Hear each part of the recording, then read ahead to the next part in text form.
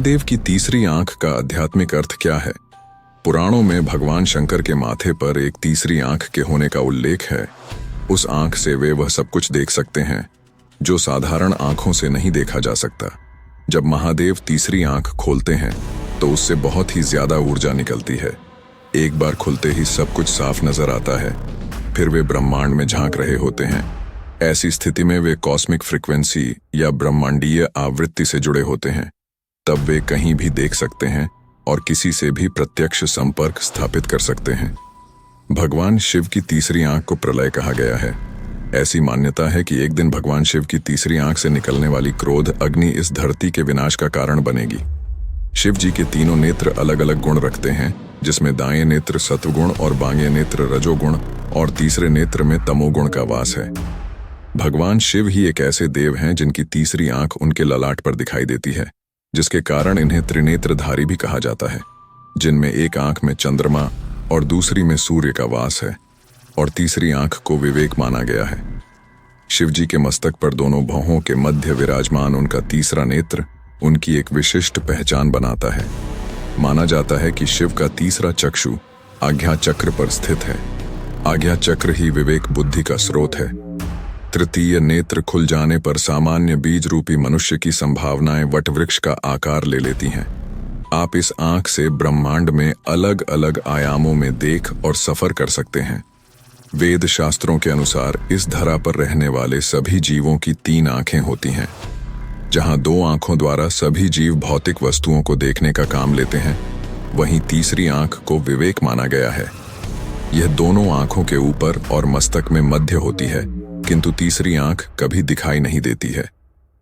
पुराणों के अनुसार भगवान के तीनों नेत्रों को त्रिकाल का प्रतीक माना गया है, जिसमें भूत, वर्तमान और भविष्य का वास होता है।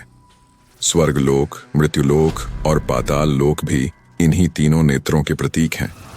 भगवान शिव ही एक ऐसे देव हैं जिन्हें तीनों लोकों का स्वामी कहा गया है। धर्म ग्रंथों में भगवान शिव की तीसरी आंख से जुड़ी एक कथा प्रचलित है, जिसमें प्रणय के देवता कामदेव अपनी क्रीड़ाओं के द्वारा शिवजी की तपस्या भंग करने का प्रयास करते हैं। और जैसे ही शिवजी तपस्या भंग होती है, शिवजी क्रोधित हो अपने तीसरे नेत्र की अग्नि से कामदेव को भस्म कर देते हैं। यह कथा मनुष्य जीवन के लिए प्रेरणा का स्रोत भी है।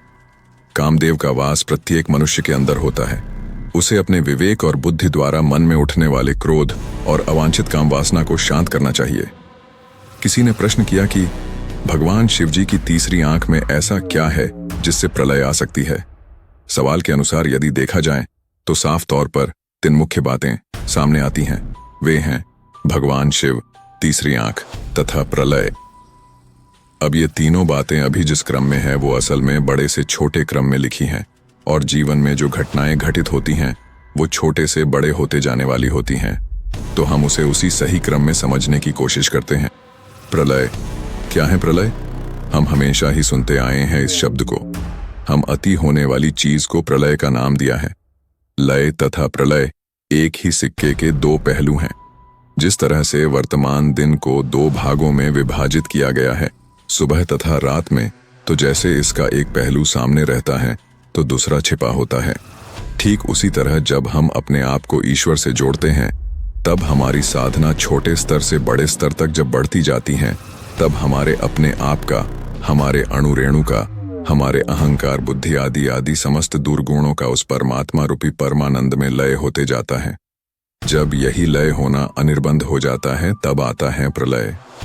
तीसरी आंख जब कोई साधक अपने उपास्य में पूर्णतया लय प्राप्त कर चुका होता है, तब खुलती है तीसरी आंख।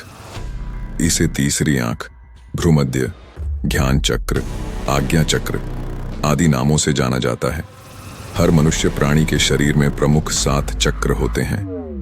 इन 7 चक्रों में से तीसरी आंख ये एक चक्र है जो साधक को ज्ञान से परिपूर्ण करने से उसकी आंख खोलती है। जिस तरह से अज्ञानी ज्ञानी बन जाने से, उसे सही गलत का ज्ञान हो जाने से संपूर्ण ब्रह्मांड का ज्ञान उसमें उतर आता है। यह ज्ञान उसे उस उन्नत स्थिति में पहुंचाता है जहां हर चीज उसके आदेश से चल सकती है या फिर चलने लगती है। इनके नामों के अनुसार इसके गुण भी होते हैं। जैसे इसे ज्ञान चक्र कहते हैं तो यह अहम ब्रह्मास्मि का ज्ञान दिलाता है। आज्ञा चक्र कहें तो यह वह चक्र है जिसकी केवल आज्ञा या इच्छा मात्र से संपूर्ण सृष्टि में जो चाहे वो बदलाव लाए जा सकते हैं। शिव, यह वह स्थिति है जब साधक अपने संपूर्णत्व को प्राप्त कर उस अनंत ऊर्जा का आनंदमय हिस्सा बन जाता है। वह स्वयं उत्पत्ति स्थिति लय के सृजन का कारक बन जाता है, अर्थात वह स्वयं शिवमय या शिव बन जाता है। अब मुद्दते हैं आपके सवाल की तरफ। शिवजी की तीसरी आंख में ऐसा क्या है जिससे प्रलय आ सकती है? ज्ञान जब अपनी उन्नत संपूर्ण आनंद अवस्था में पहुंच जाता है, तब हर व्यक्ति उस शिव तत्व में विलीन हो चुका होता है। तब उस शिव तत्व की इस ब्रह्मांड के कण कण पर उनकी अपनी सत्ता होती है। ऐसे में यदि कोई ऐसी घटना घटित होती है जो सृष्टि के नियमों के खिलाफ जाने वाली हो या जा रही हो, तब वह ज्ञान का चक्षु या तो उत्पत्ति, सृजन के लिए या फिर संपूर्ण प्रलय के लिए खुलती है, क्योंकि उस वक्त वह सारे नीति नियमों से पार की स्थिर स्थिति प्राप्त हो चुकी होती है, जो किसी भी दोष को उत्पन्न नहीं होने देती है।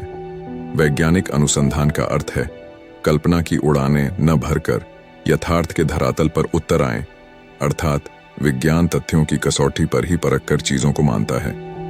हमारे भीतर बैठे हुए असत्य का साक्षात करें, सत्य अपने आप प्रकट हो जाएगा। केंद्र को तीसरी आंख कहते हैं, तीसरा कान या तीसरी नाक नहीं कहते। यह बहुत सारगर्भित है। दो भौहों के बीच विराजमान यह केंद्र देखने की अपूर्व क्षमता रखता है। यह देखना विशुद्ध पारदर्शी सुने मन का देखना है। यह शक्ति का जागरण नहीं है, शांति की स्फुरना है। वैज्ञानिक रहस्य के साथ तीसरी आंख के बारे में बात करते हैं। मस्तिष्क के दो भागों के बीच एक पीनियल ग्लैंड होती है। तीसरी आंख इसी को दर्शाती है। इसका काम है एक हार्मोन्स को छोड़ना जिसे मेलाटोनिन हार्मोन कहते हैं, जो सोने और जागने के घटना चक्र का संचालन करता है। जर्मन वैज्ञानिकों का ऐसा मत है कि इस तीसरे नेत्र के द्वारा दिशा ज्ञान भी होता है। इसमें पाया जाने वाला हार्मोन्स मेलाटोनिन मनुष्य की मानसिक उदासी से संबंधित है। अनेकानेक मनोविकारों एवं मानसिक गुणों का संबंध यहाँ स्रवित हार्मोन्स स्रावों से है। यह ग्रंथि लाइट सेंसिटिव है, इसलिए काफी हद तक इसे तीसरी आंख भी कहा जाता है। आप भले ही अंधे हो जाएं, लेकिन आपको लाइट का चमकना जरूर दिखाई देगा, जो इसी पीनियल ग्लैंड के कारण है। यदि आप लाइट का चमकना देख सकते हैं, तो फिर आप सब कुछ देखने की क्षमता रखते हैं। यही वो पीनियल ग्लैंड है जो ब्रह्मांड में झांकने का माध्यम है। इसके जागृत हो जाने पर ही कहते हैं कि व्यक्ति के ज्ञान चक्षु खुल गए, उसे निर्वाण प्राप्त हो गया, या वह अब प्रकृति के बंधन से मुक्ति होकर सब कुछ करने के लिए स्वतंत्र है। इसके जागृत होने को ही कहते हैं कि अब व्यक्ति के पास दिव्य नेत्र है। यह पीनियल ग्लैंड लगभग आंख की तरह होती है। पीनियल ग्लैंड जीवधारियों में पूर्व में आंख के ही आकार का था। बाकी भगवान शिव के तीसरी आंख से बहुत ज्यादा ऊर्जा निकलती है, वो तो है ही, और उनकी महिमा अपरंपार है। अगर तीसरी आंख के बारे में गहनता से जानना है तो प्रतिदिन ध्यान लगाए।